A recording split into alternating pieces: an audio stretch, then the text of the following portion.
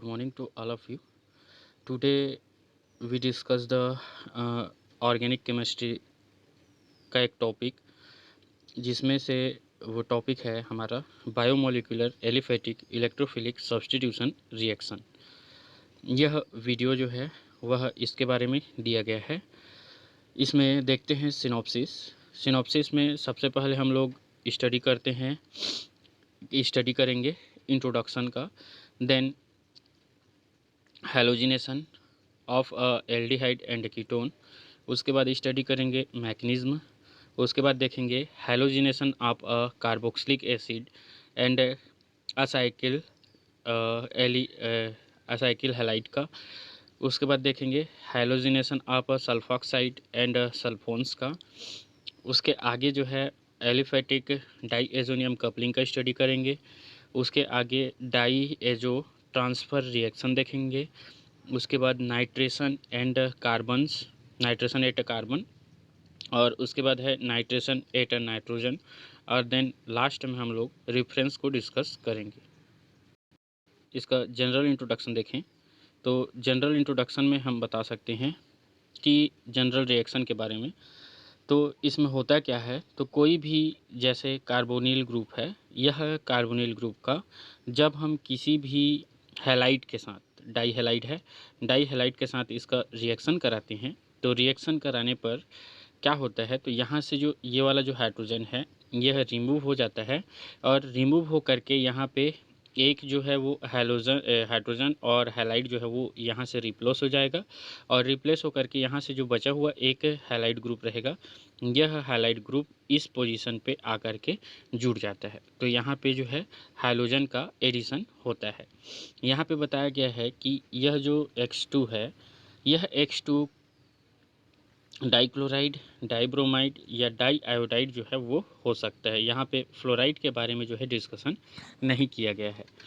इसके आगे देखें तो इसमें बोलता है substitution is a specific for replacement of alpha hydrogen. यहाँ पे क्या होता है, तो यहाँ पे जो सब्स्टिट्यूशन है वह स्पेशली जो है वह रिप्लेस करता है कि जो कार्बोनिल ग्रुप होता है उसके अल्फ़ा जो हाइड्रोजन होता है उसको यह रिप्लेस करेगा, और उसी की जगह में जो है यह हैलाइड जो है वो आकर के जुड़ता है। आगे देखें तो आगे बोलता है कि कैटलाइज्ड बाय द एसिड, यह रिएक्शन जो है वह एसिड के द्वारा कैटलाइज्ड होता है। इसमें आगे बताया जाता है कि one of the product is an acidic, यहाँ से जो प्रोडक्ट बनता है एक, वो क्या होता है, तो वो एसिडिक नेचर का होता है। तो यहाँ पे जो है हैलो एसिड जो है वो प्राप्त हो रहा है। In this reaction is auto catalytic, मतलब यह जो रिएक्शन है यह ऑटो कैटलिस्टिक होता है। इसमें आगे देखें तो इसमें आगे बताया जाता है कि not a free radical reaction, यह फ्री रेडिकल रिएक्शन टाइप का नहीं होता है। ठीक है, नेक्स्ट देखते हैं। तो इसके एग्जाम्पल में देखें तो इसके एक एग्जाम्पल दिया हुआ है। तो जैसे ये हमारा दिया हुआ है, एक साइक्लोहेक्सेन है, और साइक्लोहेक्सेन के किसी एक पोजीशन पे कार्बोनिल ग्रुप जुड़ा हुआ है। अब इस कार्बोनिल ग्रुप के अल्फ़ा पोजीशन की बात करें तो अल्फ़ा पोजीशन से हाइड्रोजन जो है वह रिमूव होगा, और वहाँ पे हैलाइड जो है वो, जैसे यहाँ पे क्लोराइड है तो क्लोराइड जो है वो आकर के यहाँ पे जुड़ेगा। तो इस बेसिस पर देखें तो इसका अल्फ़ा पोजीशन, तो ये कार्बोनिल ग्रुप का अल्फ़ा पोजीशन ये वाला होगा, और दूसरा अल्फ़ा पोजीशन ये वाला होगा। इसके बाद देखें तो ये बीटा पोजीशन और ये गामा पोजीशन होगा।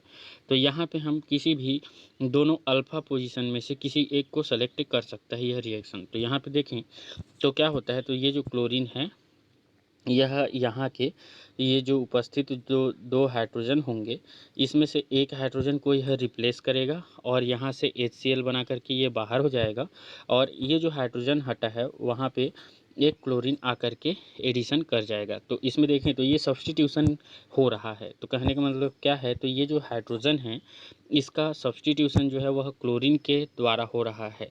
तो हैलोजन जो है वो, क्लोरीन जो है वो एक हैलोजन होता है, इसलिए इसको हैलोजन का सब्स्टिट्यूशन के नाम से भी जानते हैं। और यहाँ पे कैटलिस्ट के रूप में हम लोग यहाँ पे एक मीडियम लिए हैं वाटर।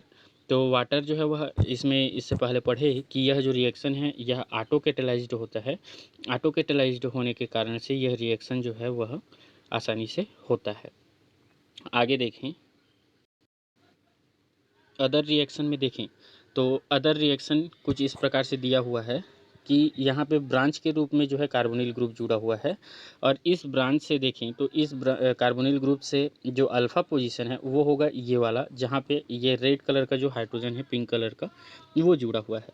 तो यहाँ पे यह रिएक्शन किसकी उपस्थिति में हो रहा है, तो यह रिएक्शन जो है वह CHCl3 जिसको हम लोग बोलते हैं क्लोरोफॉर्म की उपस्थिति में यह रिएक्शन हो रहा है, जहाँ पे ये जो ब्रोमीन है हमारा, ब्रोमीन जो है वह क्या करता है, तो ब्रोमीन यहाँ पे सब्स्टिट्यूशन करने का काम करेगा।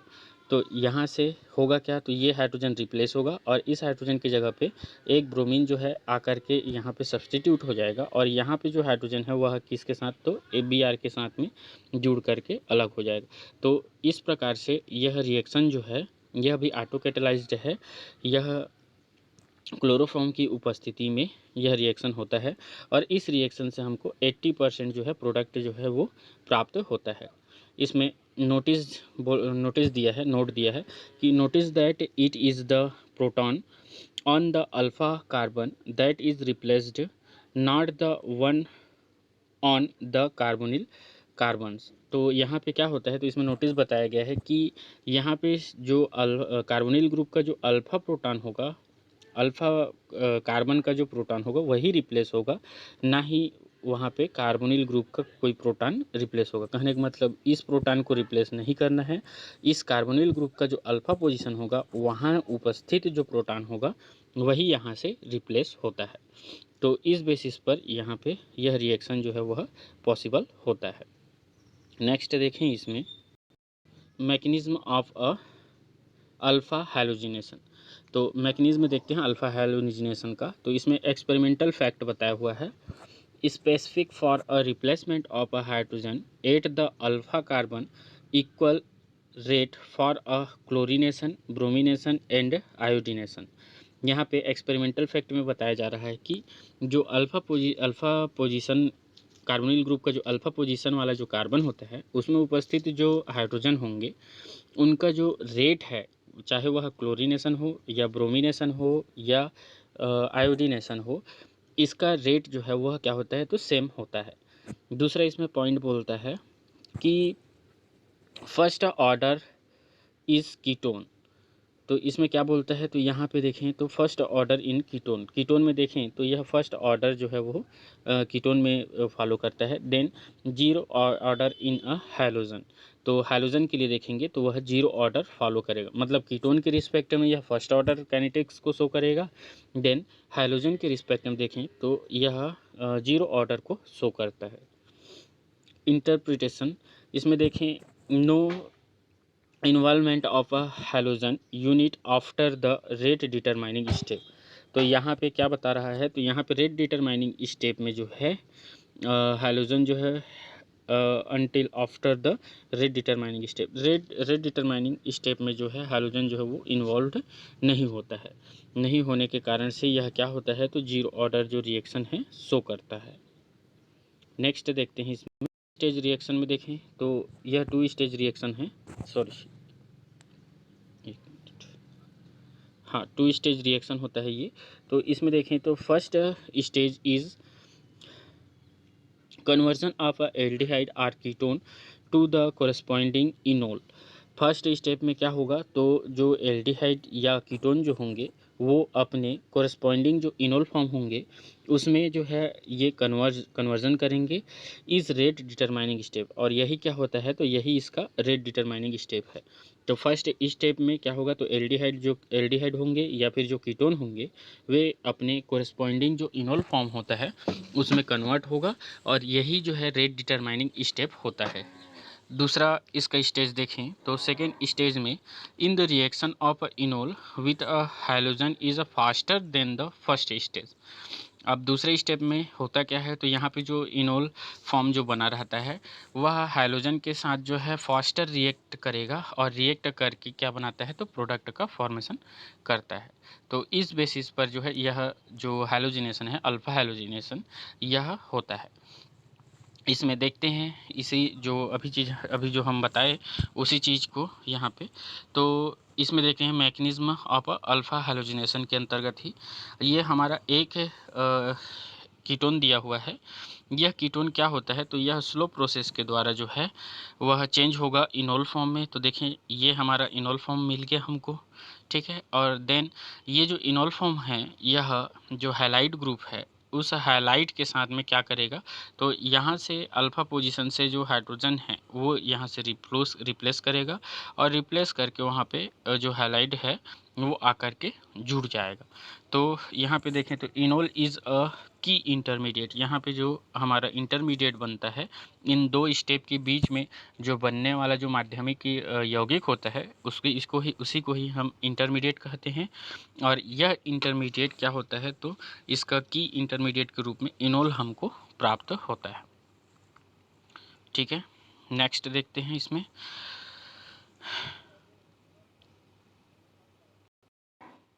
नेक्स्ट इसमें देखते हैं हम लोग halogenation of a carboxylic acid and acyl halide, acyl halide. तो इसमें इसका इंट्रोडक्शन देखें तो इंट्रोडक्शन में बताया जाता है कि this reaction is named after three chemist. यह जो नाम इसका नाम दिया गया है वो थ्री केमिस्ट के नाम के बेसिस पर दिया गया है।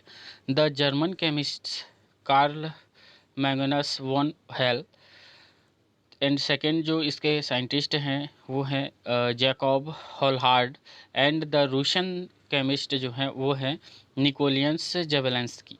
तो इस बेसिस पर इसको जो है तीन साइंटिस्ट के नाम पर इसको इस रिएक्शन को दिया गया है। इसमें आगे बताया जाता है कि इसके इंट्रोडक्शन में this reaction is known as, इस रिएक्शन को इसलिए कहा जाता है हेल होलार्ड जेवेलेंस्की रिएक्शन। इसको हेल होलार्ड जेवेलेंस्की रिएक्शन कहते हैं। किसको, तो ये है halogenation of carboxylic acid and acyl halide को। तो इसको हाफ नाम देखें तो इसको जो है HVZ रिएक्शन के नाम से भी जाना जाता है। अगले पॉइंट में इसमें बताया जाता है कि one whole one Hell synthesize the paraffin hydrocarbons, जिसका फॉर्मूला है C60H122 which is the highest alkene known at that time. इस टाइम में उनके टाइम में देखें तो उन्होंने जो पैराफिन जो है पैराफिन जो जिसका मॉलिक्यूलर फार्मूला जो है C60H22 जो है वो सबसे बड़ा सबसे हाईएस्ट जो है एल्किन ग्रुप था। उसके बाद देखें इसमें तो होलार्ड जो है होलार्ड क्या दिखाए, तो उन्होंने सिंथेसाइज्ड किया था सैक्रोसिन्स ग्यूनिडीन्स एंड सीटेन्स को। तो इन्होंने जो है उस अपने जो एज में इन्होंने इस टाइप के कंपाउंड का सिंथेसाइज किया था। इसमें आगे देखें तो इसका डेफिनेशन देखते हैं। तो डेफिनेशन में यहाँ पे हम बता सकते हैं definition when a carboxylic acid is treated with a PBr3 and Br2, the alpha carbon can be brominated. This halogenation reaction is called Hell-Hollard-Javelensky reaction. तो हेल होलार्ड जेवेलेंस्की रिएक्शन हम किसको कहेंगे, तो कोई कार्बोक्सिलिक एसिड है, उस carboxylic acid का जब हम ट्रीटमेंट PBr3 और Br2 की उपस्थिति में जब इनका ट्रीटेड करते हैं तो ट्रीट करने पर जो है अल्फ़ा कार्बन पर ब्रोमिनेशन अगर होता है तो इस टाइप के रिएक्शन को हम हेल होलार्ड जेवेलेंस्की रिएक्शन कहते हैं। Or more simply the HVZ reaction, या फिर इसको जो है HVZ रिएक्शन के नाम से भी जाना जाता है। Base will remove a proton from a OH group instead of from a alpha carbon since the OH group is a more acidic. अब यहाँ पे बताया गया है कि जो बेस होता है वो क्या होता है, तो प्रोटॉन को जो है यहाँ से OH ग्रुप से रिमूव करता है, जो कि alpha from the alpha carbon, जो कि अल्फ़ा कार्बन में उपस्थित रहता है। इसलिए बताया जाता है कि जो OH ग्रुप जो होता है वह मोर एसिडिक नेचर का होता है।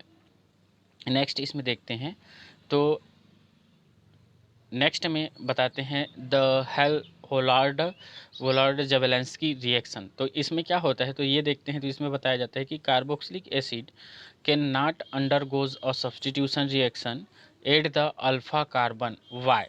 तो अल्फ़ा कार्बन जो होता है इसका, उस अल्फ़ा कार्बन से यह सब्स्टिट्यूशन रिएक्शन जो है वो नहीं देता। क्यों? तो इसी चीज़ को आगे यहाँ पे एक्सप्लेन कर रहा है।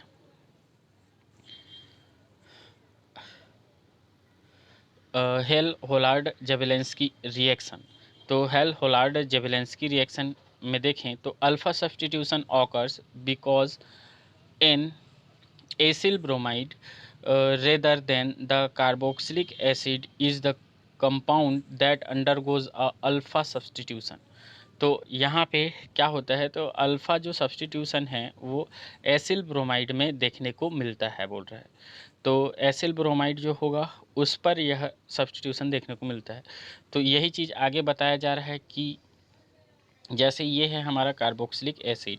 कार्बोक्सिलिक एसिड में कार्बोनिल ग्रुप ये, इसका अल्फ़ा पोजीशन ये होगा, और अल्फ़ा कार्बन की अल्फ़ा हाइड्रोजन की बात करें तो ये और ये जो है अल्फ़ा हाइड्रोजन इसके होंगे।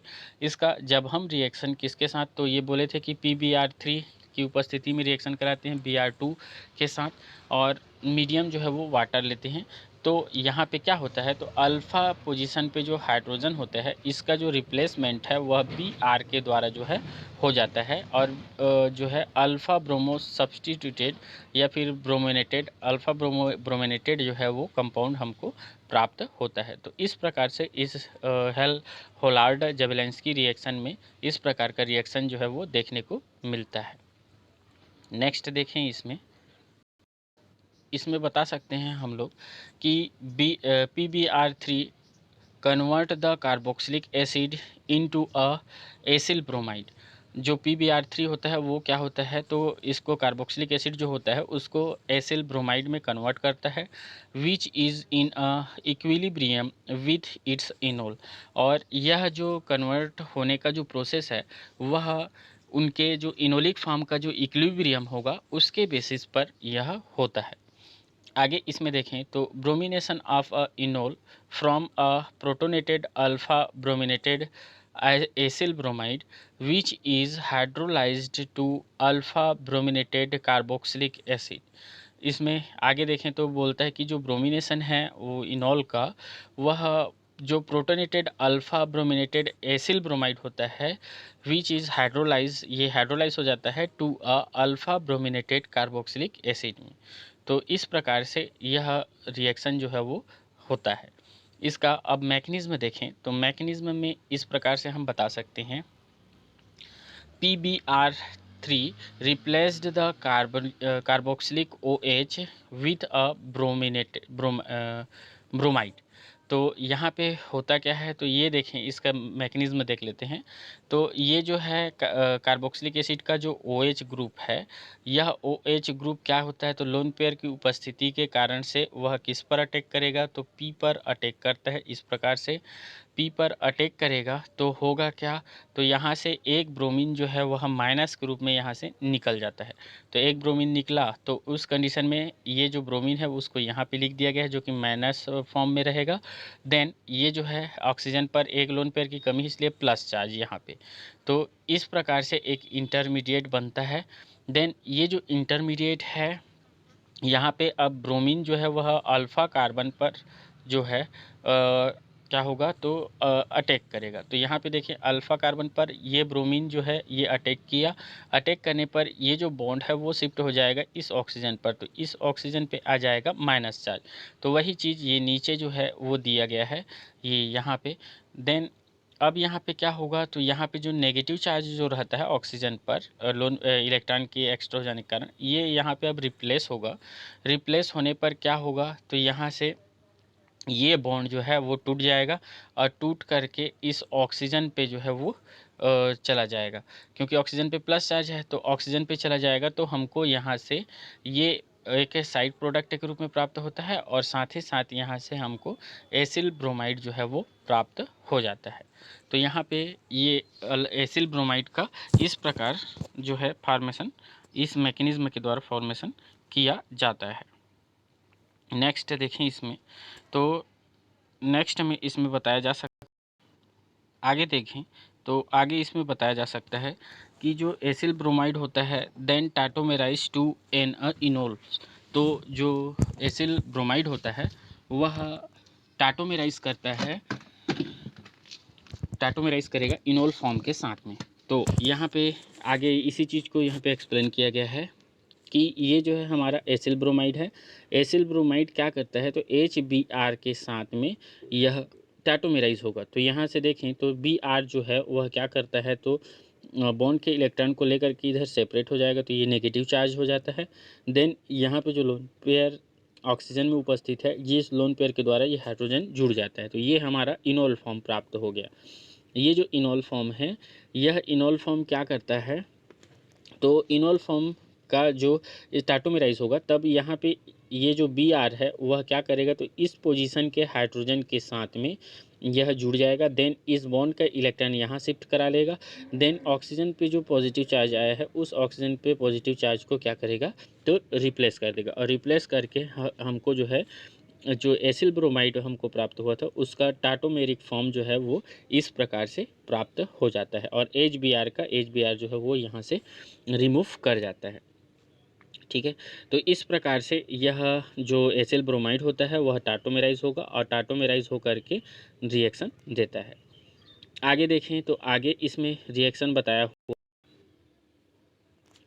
मैकेनिज्म देखें तो enol from undergoes rapid bromination eight the alpha carbon.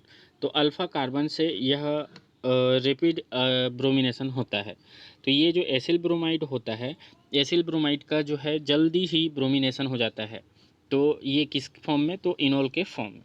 तो यहाँ पे देखें तो यहाँ पे क्या है, तो ये है हमारा इनोलिक फॉर्म, टाटोमेरिक इनोलिक फॉर्म है, जिसमें क्या होता है, तो Br के साथ जो है वह डाइब्रोमाइड के साथ में ब्रोमीन के साथ में रिएक्शन करेगा।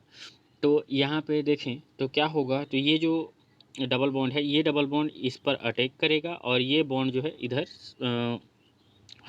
शिफ्ट हो जाएगा। तो इस पर क्या हो जाएगा, तो Br माइनस के रूप में निकल जाएगा और ये Br वहाँ पे जो है क्या हो जाएगा, शिफ्ट हो जाएगा, मतलब अल्फ़ा पोजीशन पे जुड़ जाएगा। देन यहाँ पे होता क्या है, तो जो इनोलिक का जो कार्बन का जो ऑक्सीजन का जो लोन पेयर इलेक्ट्रॉन होता है वो इस बॉन्ड पे शिफ्ट हो जाता है।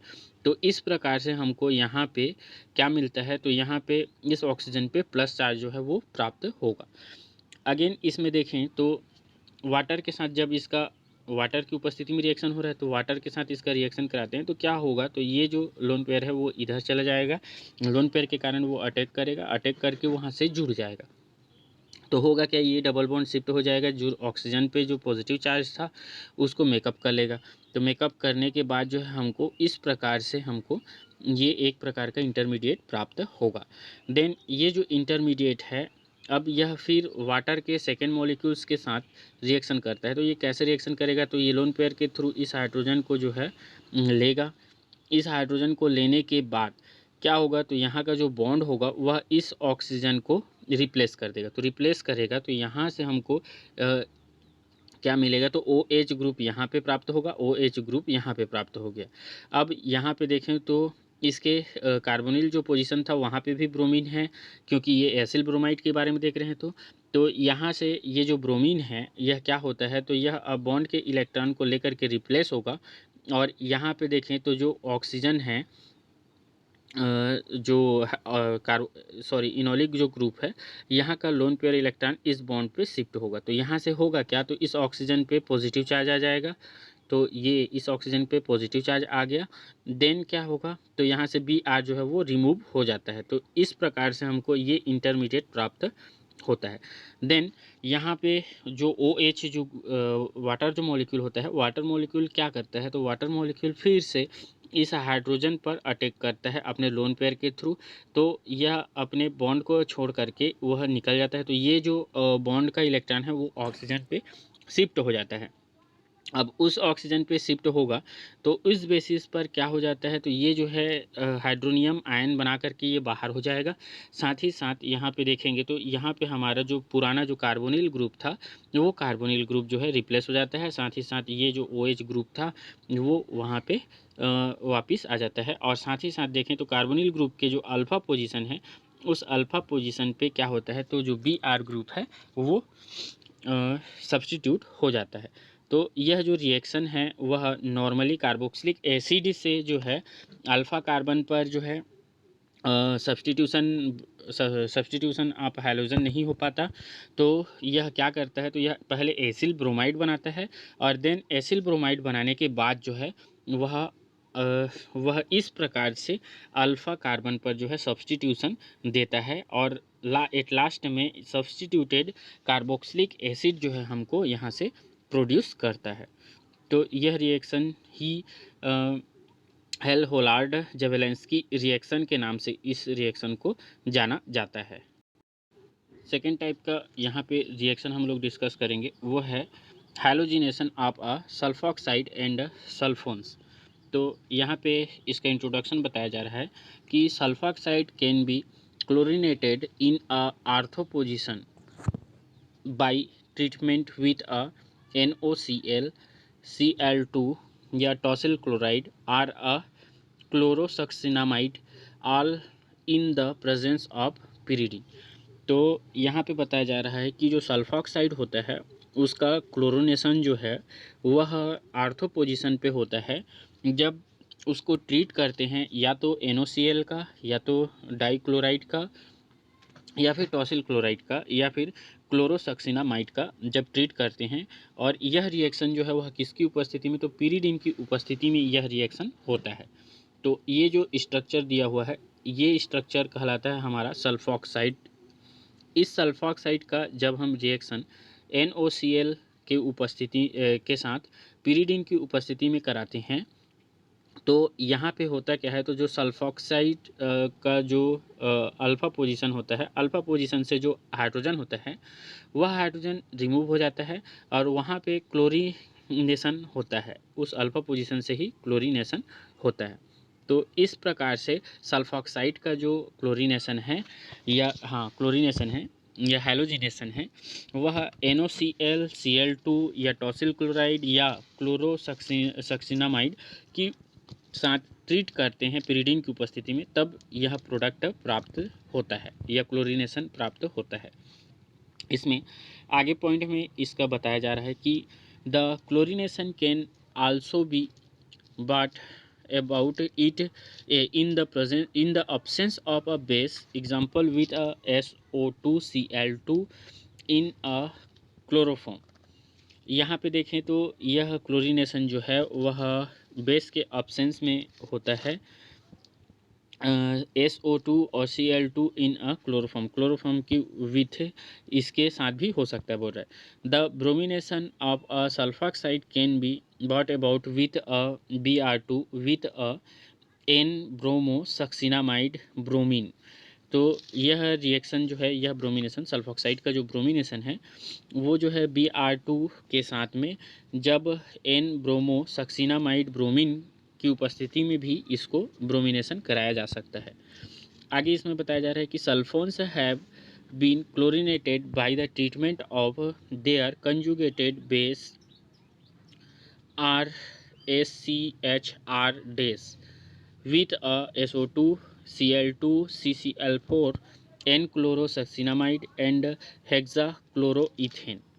तो यहाँ पे बताया जा रहा है कि जो सल्फोन है, सल्फोन का जो क्लोरीनेशन है वह उसका जो कंजुगेटेड बेस हमको प्राप्त होता है RSCHR डेस।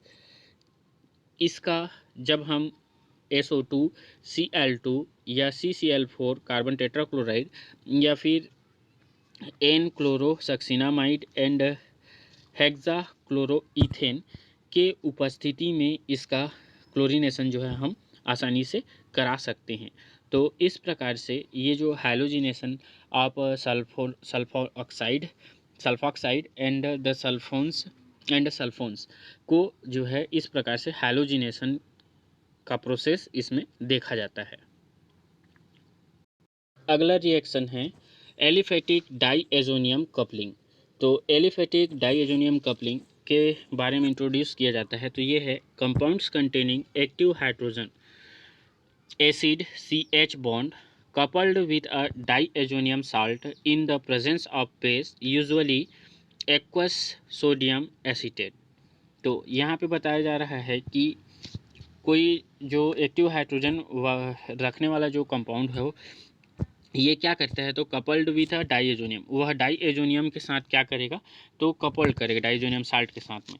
और यह reaction in the presence of base, यह प्रेजेंस ऑफ बेस में होगा यूजुअली एक्वस सोडियम एसीटेट। तो एक्वस सोडियम एसीटेट का जो होगा बेस उसके साथ में। तो यही चीज़ यहाँ पे बताया गया है कि ये जो रिएक्शन दिया है ZCH2Z-, ये कोई एक्टिव हाइड्रोजन रखने वाला कंपाउंड है, कंटेनिंग कंपाउंड है। इसका जब हम डाईएजोनियम, तो ये ArN2+, ये क्या होता है, तो डाईएजोनियम होता है। डाईएजोनियम का रिएक्शन इसके साथ ZCH2Z- के साथ करा रहे हैं। सोडियम एसीटेट जो एक्वस सॉल्यूशन है उसमें क्या मिलेगा हमको, तो एसीटेट आयन मिलेगा जो कि एक बेस होता है। तो बेस की उपस्थिति में रिएक्शन कराते हैं। तो बेस की उपस्थिति में रिएक्शन कराने पर हमको यहाँ से क्या मिलता है, तो यहाँ से ZZ-C डबल बॉन्ड NHHAr प्राप्त होता है। तो ये हमको क्या प्राप्त हो गया, तो यहाँ पे एलिफेटिक डाईएजोनियम कंपाउंड जो है वो प्राप्त होता है। तो यहाँ पे इसी चीज़ को आगे बता रहा है कि इस रिएक्शन में कि Z क्या होता है, तो Z जो है वो होता है electron withdrawing groups such as, यहाँ पे Z या Z- जो है वो इलेक्ट्रॉन विड्रॉइंग ग्रुप हो सकते हैं, जैसे कि NO2, CN, COOR, SO2R, COR etcetera, ये हो सकते हैं। ठीक है, तो ये जो रिएक्शन है इसको आगे देखें तो रिएक्शन इस प्रकार से प्रोसीड करता है। ये रिएक्शन के बारे में आगे देख लेते हैं। तो ये है this reaction proceed through simple SE1 mechanism as follows. तो SE1 तो substitution of a electrophilic unimolecular reaction के द्वारा जो है यह रिएक्शन क्या होता है, तो कंप्लीट होता है या प्रोसीड करता है। तो इसी को देखें आगे। तो ये आगे इसमें बता सकते हैं हम लोग कि ये जो है हमारा रिएक्शन ZCH2Z-, इसका जब हम रिएक्शन बेस की उपस्थिति में कराते हैं तो यहाँ से क्या होगा, तो अल्फा पोजीशन से इस पोजीशन से हाइड्रोजन रिमूव होगा। तो H जो है वह बेस के साथ में सॉल्ट बना करके बाहर हो जाएगा। अब यहाँ पे होगा क्या, तो H जो है वो प्लस के रूप में निकला, तो इस जो कार्बन है उस कार्बन पे आ जाएगा हमारा नेगेटिव चार्ज। तो ये इस प्रकार से हमको प्राप्त हो जाएगा।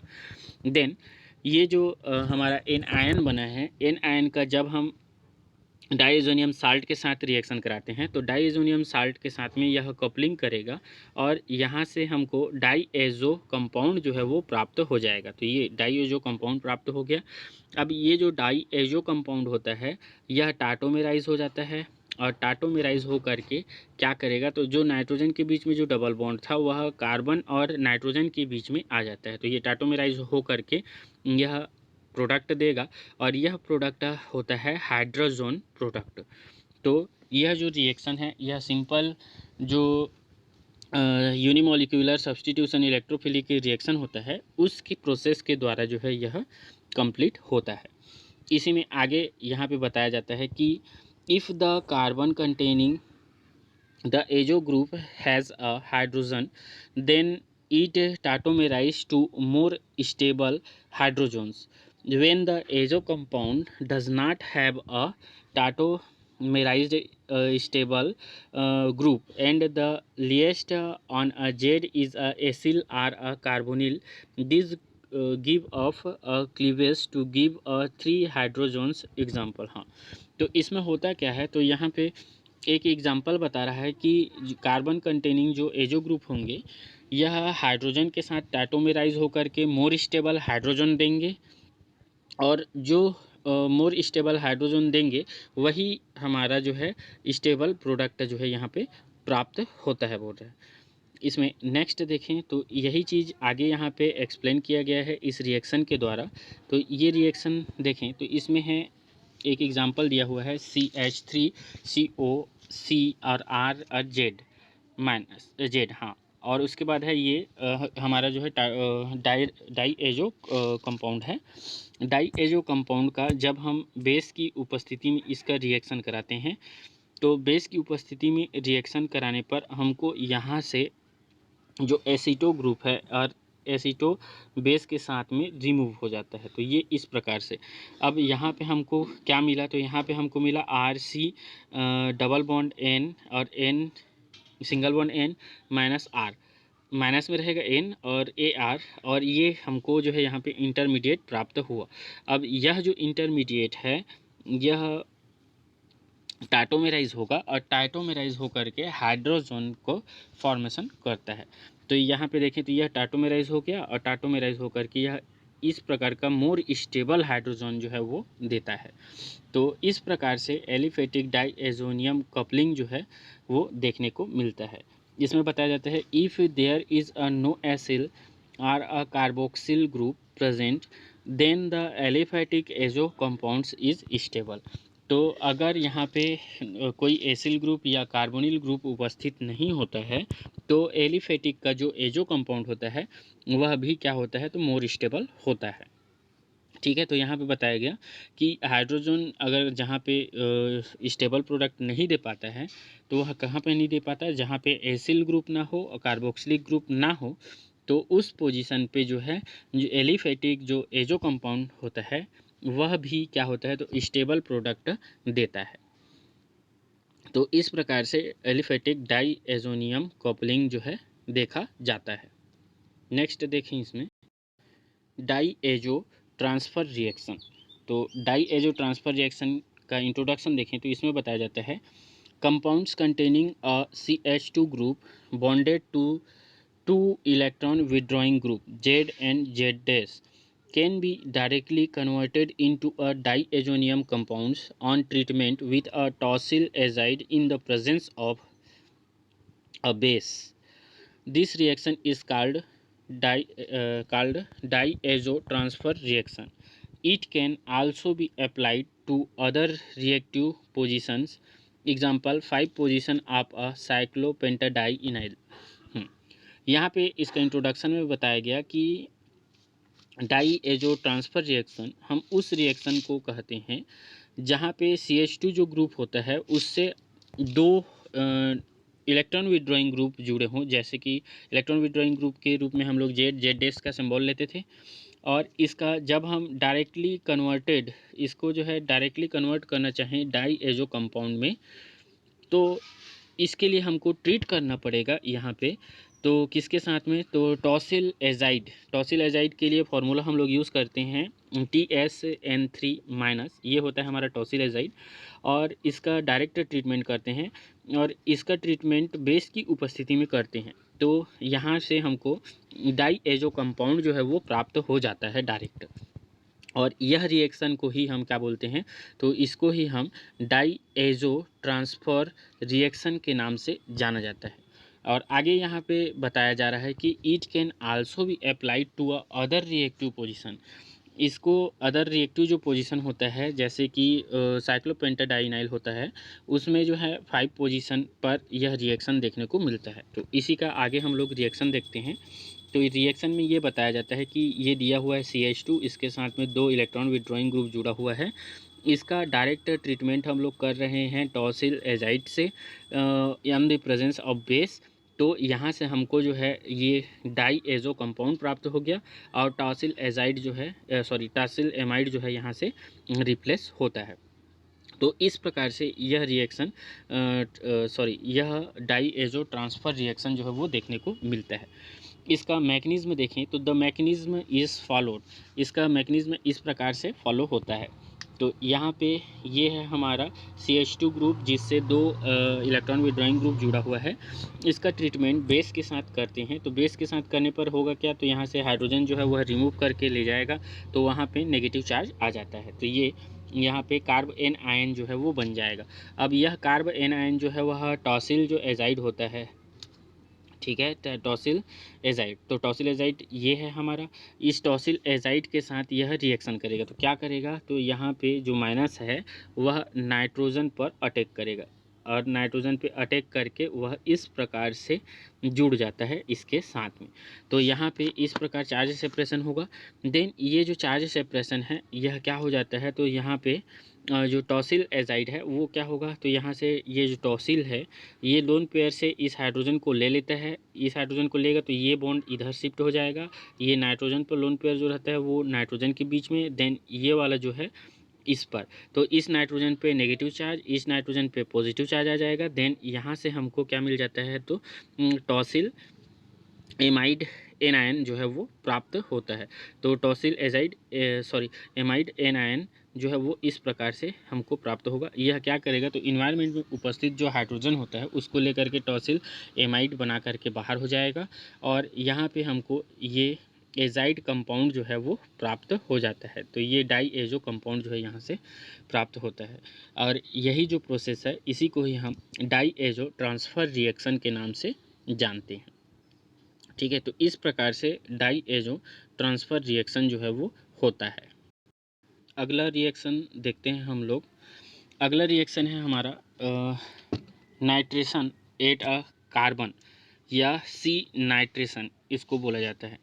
तो नाइट्रेशन करना है किस पर, तो कार्बन पे, या फिर सी नाइट्रेशन के नाम से इसको जाना जाता है। इसका इंट्रोडक्शन देखें तो इसमें बताया जा सकता है कि carbons containing an active hydrogen can be nitrated with a HNO2 or a alkyl nitrides to give a C-nitroso compound which tautomerize to more stable oximer if a tautomerized stable hydrogen is available। यहाँ पे बताया जाता है कि जो carbon containing जो active hydrogen group होता है उसका जब हम नाइट्रेशन करते हैं या नाइट्रेटेड करते हैं, तो उसके लिए हमको जो है या तो एल्किल नाइट्राइड्स की आवश्यकता होती है या फिर HNO2 की आवश्यकता होती है। इसके द्वारा जो है हम क्या करते हैं, तो कार्बन नाइट्रोसो कंपाउंड जो है प्राप्त करेंगे, और यह जो कार्बन नाइट्रोसो कंपाउंड जो होगा वह टाटोमेराइज होगा उसके मोर स्टेबल जो ऑक्सीमर होगा उसमें।